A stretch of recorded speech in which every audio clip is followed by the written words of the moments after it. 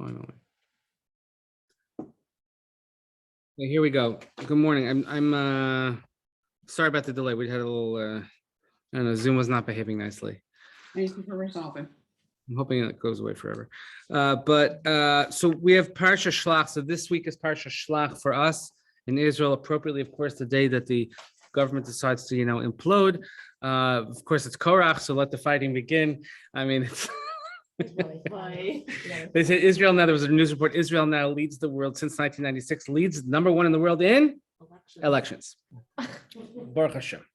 Okay, so yeah, so Shelach. So I'm actually, it's funny, I'm teaching a class tomorrow for Federation, and it's like a whole different broader type of group. So I'm just trying to narrow it down. Like it's hard to do a lot in a short amount of time and a lot of text, but that's what we're going to attempt to do. And I want to have for you a looming question, something which you may or may not have thought about. We probably have touched upon it in the past, but I always revisit it, and I still don't necessarily have a good answer for it. And we might leave it open-ended. So that's very possible. Something to think about over the summer from now through Yom Kippur. And you'll see why I said through Yom Kippur. Okay, because Rosh Hashanah is basically here. The tickets are going out next week. We're gonna seating requests. Okay, so we have Shelach. So the topic of my class tomorrow is which is worse, the sin of the golden calf or the sin of the spies? So on paper, the sin of the golden calf should be worse every time. Every time. Guess what? It's not. Well, the punishment's not as bad. Punishment's not as bad. I don't know. Whatever. There's a lot to discuss, but it's a good thought question. So, page 798 in the stone, beginning of chapter 13. If you're in a regular Chumash, chapter 13 in Shelach.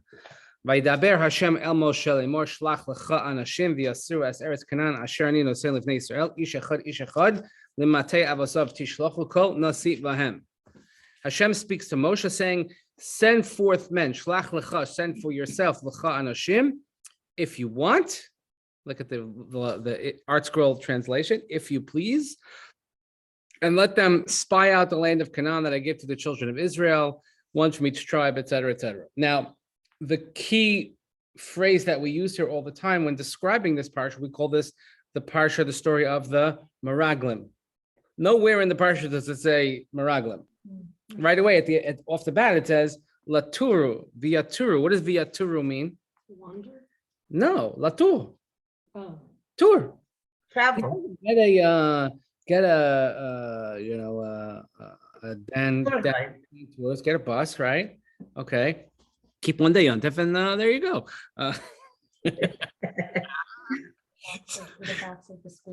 Yes.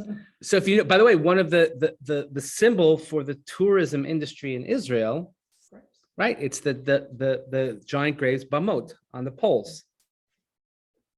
From right here. Now, I'm not sure if that's good or bad, but Viaturu. Okay. So far, anything alarming in this pasuk? Why is it saying send for you, shlach lecha? Okay. So shlach lecha. So Rashi says, look at the second Rashi. It's at the end of the second line. Shlach lecha l'datacha, because the other is like, do it like on your own accord. Ani eini mitzava lecha.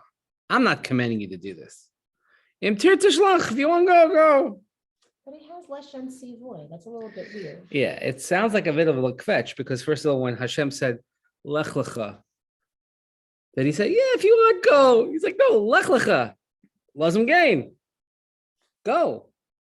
So, and if it is indeed a commandment, so then what's all the excitement about? I mean, we did as we were commanded. So the problem was not necessarily in this, or maybe some will argue, is the problem that they sent spies to begin with? If according to Rashi, shlach lecha means send for yourself if you want. I don't need it. After all, I know God says I know it's going to happen. It's all fine. Trust me, it'll work out. If you want to send, if it makes you feel better, go. I mean, how many times have we done that? Where I can understand that Rashi is saying that, but why does the translation in English say, if you please, because they usually just translate the words. If you please is not here in the pshat. I'm sorry, have you ever read the Art Scroll before? I have to say, I did an online class on translation. I'm just commenting on what we're doing now. Yeah, It's interpretation. Right, because that's what if you notice, I always say a shtickle. I don't know how you say it, a shtickle tongue in cheek. That the translation is not always accurate. It's not.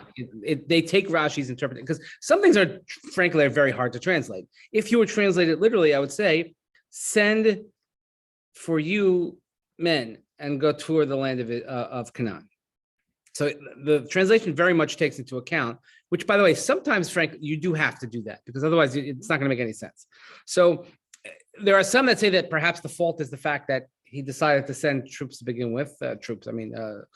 These agents to begin with. Maybe they should. Hashem said, "You know what? We don't need it." But there are many times when you know what something is, and yet it still doesn't satisfy our need. Have you ever left the house? You know you closed the garage door. You know you did. And did you ever circle back to make sure that you closed the garage door? Or you locked the front door? Come on, we've done that all the time. Even though now you have an app that tells you that your garage door is closed. Okay, so all these things, fine, and they're gonna go. So Pasuk Gimel, Vayishlach Osam Moshe Mibar Paran Apil Hashem, Kulam Hashem Moshe Bnei Yisrael Hema. So even to reinforce this procedure, Moshe sent them from the wilderness of Paran al pi Hashem. So even here, right? Hashem, it couldn't be some renegade. Right, at Hashem's command. So if Hashem says you could do it if you want to, we could take that as a command. They were distinguished men. Okay, here they are. Bum bum bum bum bum, and he tells them what they should go see. So if you go down, let's skip all the names. Go down to the bottom of the page. Yud Zayin, Vayishlach Osam Moshe Lasur es Eretz Canaan. Again, Moshe sent them. Latur is not Leragel. Leragel, by the way, is the phrase that is used elsewhere in Bamidbar, but also in the story of Yehoshua and the spies, to spy the land of Canaan.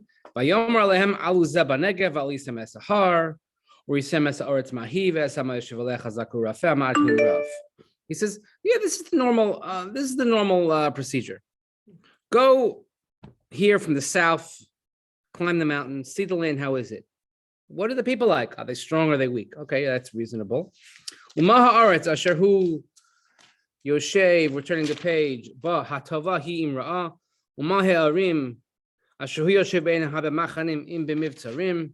What's the land? Is it good? Is it bad?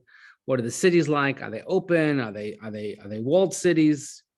Umaha Aretz Ashmeina Hi Imraza Yish Ba'esim Ayin. What's the produce like? What does the agricultural landscape look like? Is it fertile? Is it lean? Are there trees or not? Strengthen yourselves, take from the fruit of the land. And these are the season of the first ripe grapes. Okay, so he gives rather innocuous, it would seem rather innocuous instructions. It's like they're scouting the land. Exactly. That's what they are. They're scouts. They are scouts. You have to go check things out. Tell me what the landscape is like. The military landscape, the agricultural landscape, and sort of the people landscape. What's going on? Or did he say anything about the people? He just said, what are the people? Are they strong? Are they weak? Okay. I don't know how you define strong or weak, meaning I don't know. So let's see what they come back and say. They went. And they went, and they took things, and they took all the grapes. Here, look, 25. Vayashuvu mitur haaretz. They come back from their tour. Miketz arba'im yom, after 40 days. Vayelchu vayavo el Moshe ve'el Aharon ve'el kol adas b'nei Yisrael emid bar kadeshan vayashivo sam davar ve'el kol yavarim as pri haaretz. That's a question. Yeah. Why is everything always 40 days? Oh. I never noticed it with the monogamy. We know about it with Pei, like so many other things, 40 years. I never noticed it here. Mabul. Right. 40 days before a person is born, the shidduch is from Shemayim. Yeah, it's a good question. There's a lot written about that. Okay. It's It can't just be coincidence. no, not at all. So they went, they returned, they came to Moshe and Aaron. Oh, everybody, we're back. you know what happens when somebody comes back from like the trip and the whole town gathers together to see what's going on. And these big world travelers are here and they're at the wilderness of Paran at Kadesh, and they brought the report back to them and they showed them all the fruits of the land. They take out these, these giant shkoliot, whatever you want to say. Ooh, okay.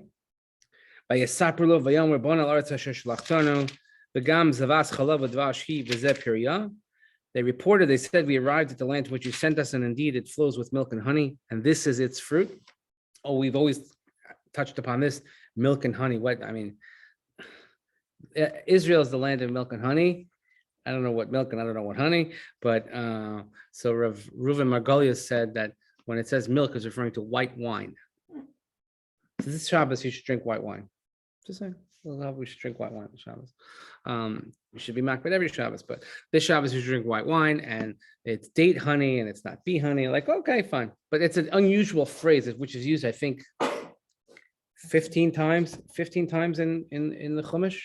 The phrase Zavas Chalav Dvash. And look, and here's the fruit. Everything is fine, except for the next word, Ephes. So what does Ephes mean? Without looking at the translation, zero. Ephes means zero. So the Art Scroll translates it as Chavches, 28. But, so we know that sometimes when things are followed by a but, that means that whatever came before the but is irrelevant. Isn't that how it works? Nishta Shabbos Garet, but. Or it's Lashon Hara, but. But it's true. This is what people But say. that's why it's Lashon Hara. Okay. However, Ki az ha'am hayashev ba'aretz ve'arim b'tziros gedolos ma'od v'gam yilidei ha'anak re'inu sham. But the people that dwells in the land are powerful. The cities are greatly fortified. And we also saw offspring of the giants.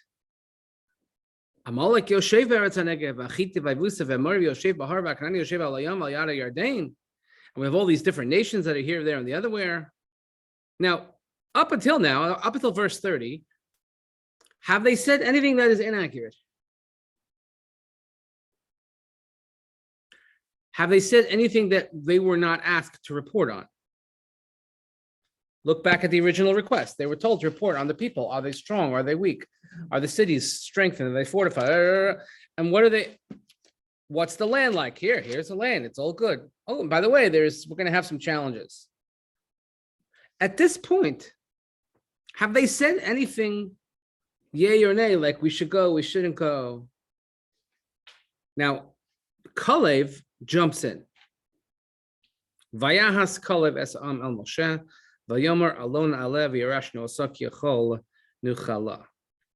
Caleb silenced the people towards Moshe, and he says, no, of course we could surely conquer, we can go up, we could do it. I guess now, here we have to assume, or we could safely assume, that Kalev has spent 40 days or a good part of 40 days with them. I doubt they were together the whole time. As we know, of course, that Kalev went to his ancestral, what will be his ancestral places in Hebron, but they spent time together, so you can imagine what they had the reports they were about to give. I don't think they just kind of spoke on the spot. They kind of knew where everyone stood. So there's 10 against 2. And Kalev sees where they're going with this. So he interjects. Vayahas is a very big, it's a very dramatic scene where everybody's listening to the reports and they're looking at the fruits, and then all of a sudden they're saying, oh yeah, but by the way, we have challenges ahead of us. So Kalev is trying to preempt this. He said, well, before it gets out, Vayahas. Is Vayahas usually he hesitated? It's interesting. That's Vayaha. No, he's Levases. Oh. But I guess it's this too. Usually we say like we say haskateger, become sanegar, right? Has like silence the prosecutor. So Vayahas Zayshtil before this gets out of control, before we hear what's coming next, guys, we could do this. This is why it's always good when this parsha falls out during the week of graduations. It's always a great graduation to our Torah. You're going up, you're rising, you're elevating in the education. You could do it. Everything I had, you could do it. Everything is possible. The world is your oyster. Okay? And that's all he says. So already we're starting to feel the tension that there is something brewing here where Kalev feels the need to interject and to preempt, whereas up until now, nothing negative has been said. They've only given an accurate reporting of what they have seen. But now it says in Lamed Aleph, "V'hanashim asher alu imo amru lo nuchal la'alos el ha'am ki chazak hu mimenu."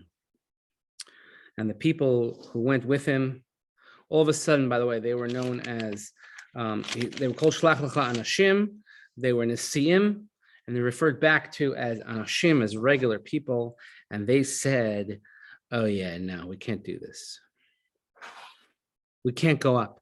We cannot bring this nation up because they're too strong. They're much stronger than we are. Vayotziu dibas haaretz asher taru osa el bnei Yisrael lemor, haaretz asher avarnu bal aser osa eretz ocheles yoshvehi v'chol ha'am asher reinu b'sochei anshe midos, v'sham reinu es hanefilim bnei anak min hanefilim v'anhi ve'enu kachagavim v'chein hayinu b'eineihem. They said, Oive, and it says here they actually brought an evil report on the land that they had spied out. And they said the land which we have passed to spy out is a land that devours its inhabitants. All the people that we saw in it were huge, amazing, huge. Can I ask you a question? Let me just finish this one translation. Hold that thought. That we saw the Nephilim, the sons of the giants from among the Nephilim. We were like grasshoppers in our eyes, and so we were in their eyes. That's in the chapter. Yes. So I understand what you're saying about the information in Tel Pasuk Lamed being factual as opposed to having opinions or feelings, but is it everybody to, like, it doesn't specify when it's using the plural in the earlier psukim when they're giving their reports, like V'yisapru, Vayomru, like it's not saying who it was. So just following the narrative, it seems a little bizarre. It's like we're giving all these facts, and I don't know who's talking of the 12 of them. And then Kalev is starting to see like a little bit, it sounds like he's like watching what's about to happen and, like you said, preempts it. And then they come back in and they're like, and everything we just told you is actually, like, it's almost a reversal. Like it's not additional information that the other 10 are providing. It's like they're saying what we said earlier that had no context to it. Now I'm giving you some context and saying that it's not good. It seems out of order. Like, Well, let's had put he not jumped in and said what he said, would they have continued with the factual information and then said, and it's really hard and horrible and we can't do it? I think so. I think that's why he jumps in. Okay. That to me is what makes sense. First of all, you're right. We don't know who's talking. We don't know until after the fact, retroactively, that it was 10 against 2. But, and by the way, Yeshua doesn't say anything. He's just kind of there with them. But it's Kalev who has the gall to stand up against them. But I think because he, you know, when Vayahas, when you silence somebody, you're trying to think, oh, this is about to get bad. Let's nip this in the bud. Right. Um, I'm just because curious why they didn't start off, like, it seems like a weird, like, if I knew that there was something really horrific I'm about to share with you, I would not give you vanilla information and then come in the end and say, and it's horrible. why really you start off, you lead off with bad news? It's not good news. No, I you would don't say, start you off- would say, oh, we can't do this. No, we can go up. Oh, by the way, they have nice fruit. No, I just don't. think I would give definitely it a- start with the lower and build up. I don't think I would have given par of information, then come in with the zinger. It's That's not what I'm part of saying. it's everything's great.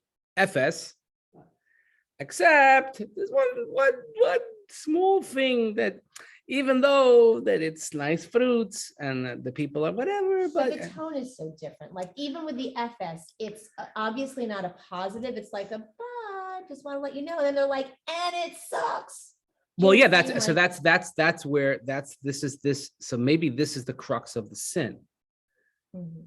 Maybe that's the crux of the sin is how they phrase it. In other words, is there a way? Let me put it this way: what should they have said? They weren't tasked with giving an answer. That's really critical. That's really important. They weren't told to give an opinion. They were told Latour. Well, that's part of But the that's- sin, like Shelley was. Right. No, I don't know, but the opinion really came because of what Caleb said. That's why they jumped in, it seems. Right. That's what you were kind of saying. That Exactly. would they have done that if he had not? Right. In other words, It's a good if they were tasked with, Yeah. we're taking you on this giant journey, like you've been, the whole purpose of leaving Mitzrayim was to go, and that could be scary. I don't know if that was Hashem was thinking or not. And you know what? Go take a peek. Right. And by the way, see what's going on. Topography, people, whatever, just so it's not so much of an unknown. Right. So I kind of feel like it's almost, I don't want to say unfair, but it's hard to put someone in that position to go and look and come back and just say, I saw the people, I saw the topography, and not give an opinion. You know what I'm saying? Like, it's hard, it's not human She's saying they were nature. set up for failure. Not necessarily, just I don't think as humans, I don't think we go in and look at something and don't say what we think. So maybe the failure is I'm trying to think of an analogy that would be appropriate. But let's say, I don't know, the board of the synagogue tasked me and somebody else to go, check out land in Israel where we're going to move the shul. We're all going to make aliyah, Right. and we're going to go find a place. I already know where it is, by the way. I'm just saying. I have it in mind. So, okay, it's not Jerusalem. Sorry. And then, we go and we spend 40 days there, and in 40 days in Israel is about 39 days too many to know exactly what the problems are. The traffic and the building and oh my God, the red tape you have to deal with and how many lines you have to wait on. Nobody makes it easy if you think that, and just when you have everything, like you need 2 more things, right? So do you think that my first conversation when I return after 40 days is going to be at a congregational meeting? Or maybe we're going to have, Okay, that's a really good point. maybe we're going to have kind of like we're going to have an executive meeting first, and then let's figure out messaging. No, So maybe that's part of the problem, is that they sounded the alarm in front of, because look, it says it's very dramatic. They returned, they came to Moshe and Aaron and to Kol Hadas B'nai Yisrael, and they returned the word to everybody. There was no debriefing first. So Kalev, because if they had a debriefing ceremony, and then they could have hashed out and say, okay, maybe that's not the smartest thing in the world to say. And he could have silenced, it's much easier to silence 10 people than to silence 3 million people. And he could have just said to them, maybe that's not the best thing to say. The sky is falling, right? So something like that. And the last, I think the worst part is the last verse in the sentence, is that we saw the giants, and here they're making assumptions. They went from fact now to opinion.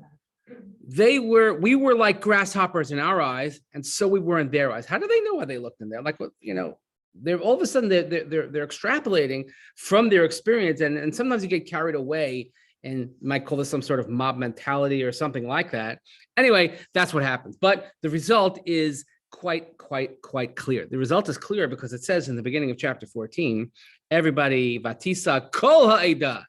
Oh, you want unity? Here's Jewish unity. The entire congregation, they raised up their voices and they cried. Vayivku amba laila hahu. And they cried on this night, which we know what was this night? This night was Tisha B'Av. We're going to see it on the charts in a second. Tisha B'Av, because this is the origin of what your parents and your grandparents and anyone you ever knew in your life said to you. You want to cry? I'll give you something to cry about. Okay. So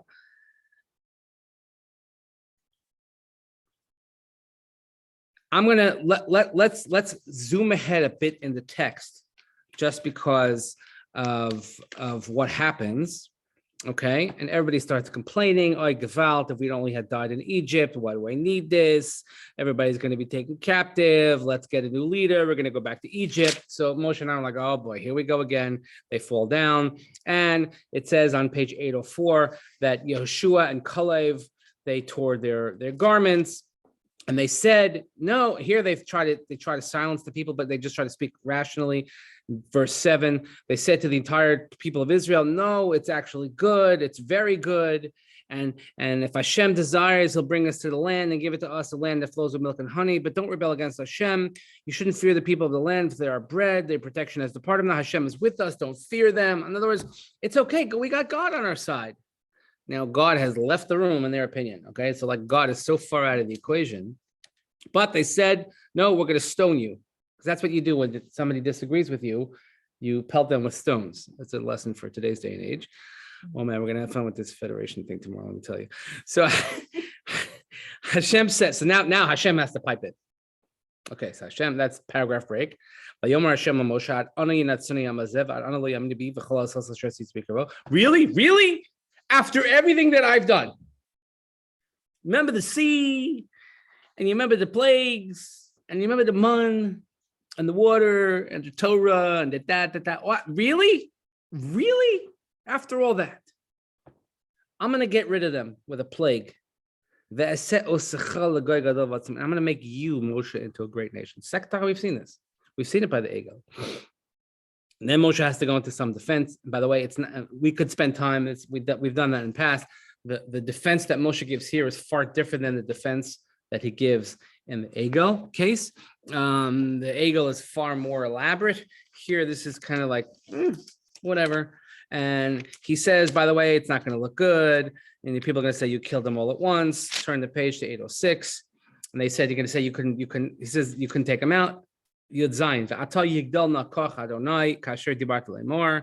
Now may the strength of my Lord be magnified as he was spoken. Hashem erech hapayim rel chesed knows the oven v'fesha v'nakel in a kipokeda v'nos habanil shishim reveim. By the way, let me use some of the 13 attributes of mercy. Right? This doesn't fit into the song. Hashem. Erech hapayim rel chesed.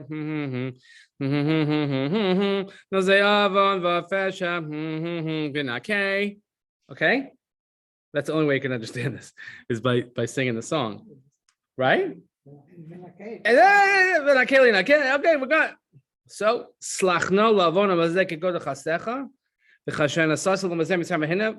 you want to say V'shem Nemar? Please forgive the iniquity of this people according to the greatness of your kindness. And what does Hashem say? Vayomer Hashem Salachti Kidvarecha. And Hashem said, I have forgiven you according to your words.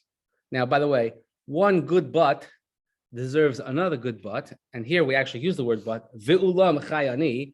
Ve'ulam chayani. V'yamalech v'ad Hashem es kol haaretz. But as I live, all the men who have seen my glory, they haven't listened all these times, they're not going to see the land. My servant Caleb, except for him, what happened? And then he goes on and he gives a decree saying 40 years in the desert. So who did he forgive?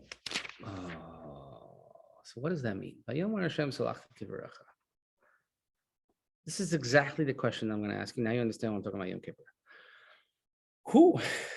I mean, so the Mefarshim, I think the simple explanation of that is because what did Hashem want to do before that? He wanted to wipe them out, and he said to Moshe, I'm going to make a new nation out of you. He relented. Moshe kind of lobbied on their behalf, or he lobbied maybe to the extent that he felt was possible. We're not putting this on Moshe that Moshe didn't do everything he could have. I think Moshe was a realist, and he understood that this is about as much as we're going to get out of God at this point. You have to fight the fights you can win. And he uses this tactic, and God says, yeah, you're right. Salachti Kidvarecha. I'm not going to kill them all right now, and I'm not going to make you into a great nation. I will let them continue, albeit not them personally, but their descendants will go into the land of Israel. So that's something. They got a stay of execution. Is a stay of execution a forgiveness? I don't know. So now we go to the holy sheets. I'm going to share the screen. I'm going to go to the holy sheets because this is very, very important to see. Do we see them online? Do my boxes see the sheets? Could somebody? Yes, Laura, do you see it? we see it, yes. Okay, good. So this is important. This is the first sheet, which we've seen a million times, but it's important to know the relationship of the timeline here in the desert. Okay, 40 days, 40 days, 40 days. So our episode takes place after the last 40 days, right? First period of 40 days, Moshe goes up. It's after Shavuos. He comes down, golden calf. He smashes the tablets. Oh yeah, we're gonna have to fix this.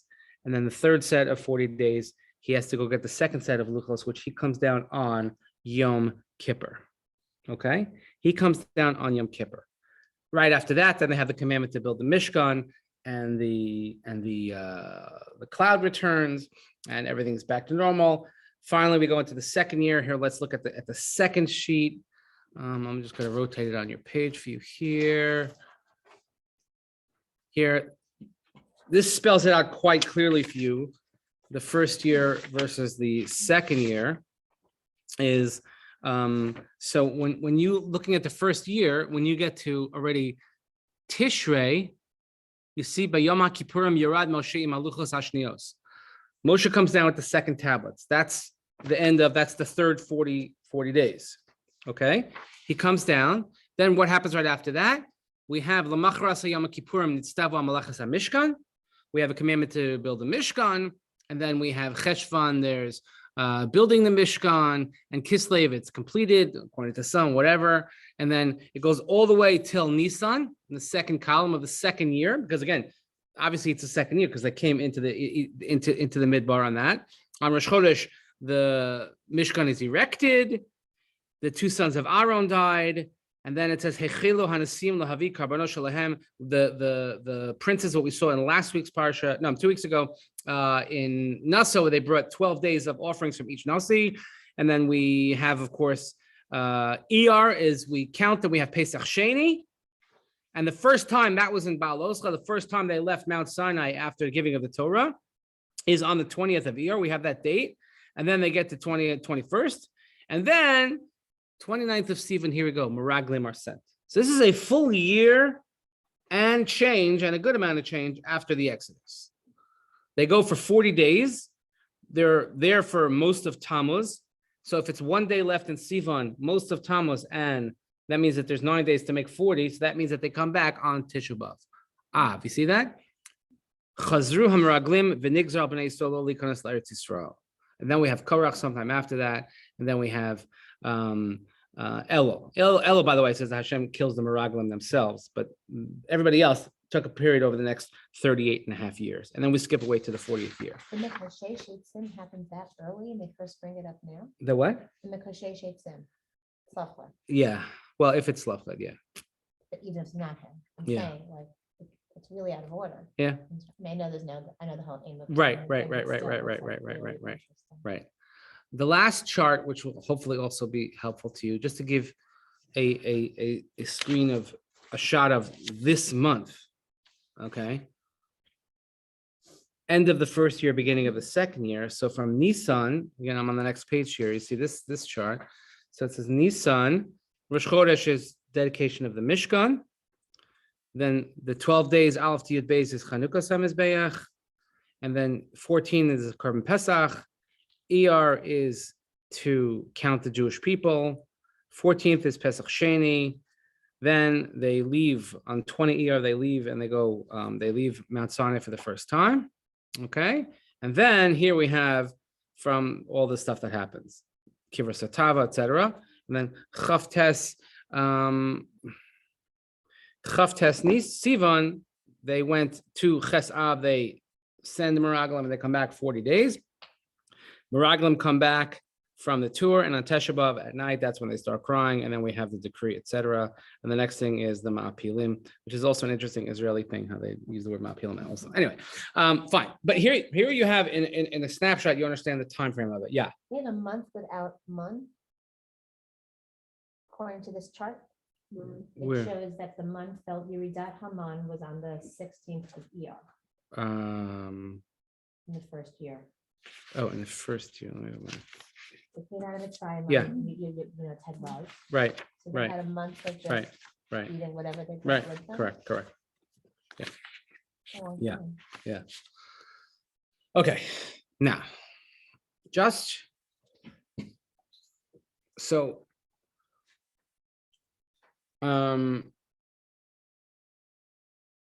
if we let me see if I have one handy here. I'm going to pull up a sitter here. Okay. Let me pull up the prayer book.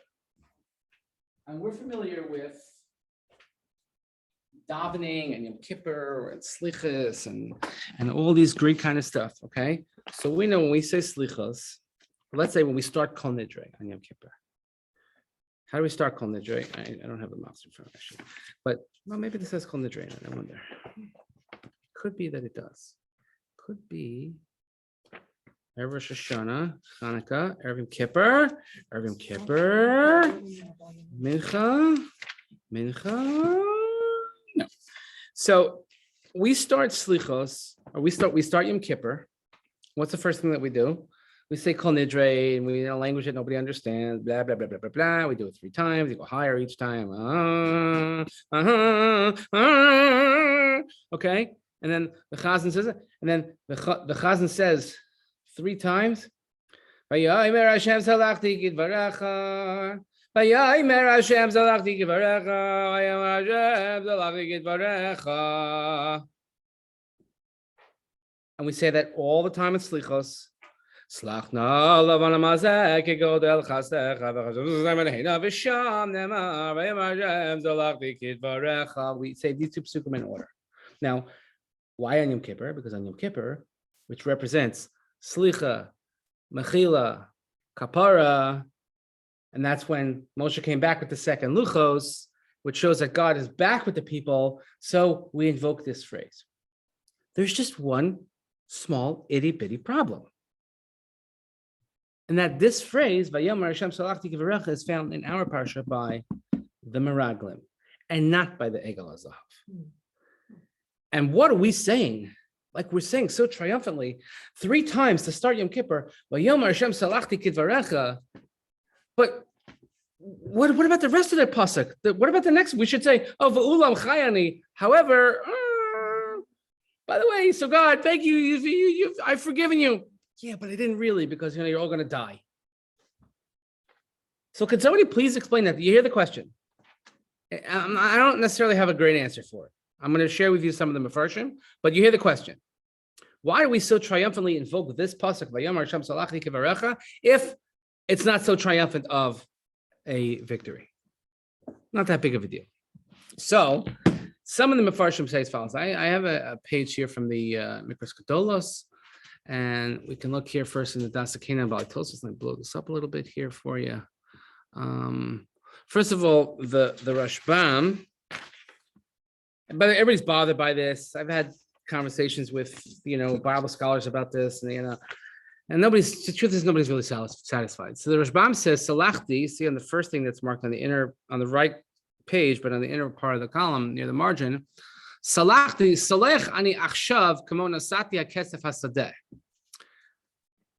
Like, I've forgiven you for now.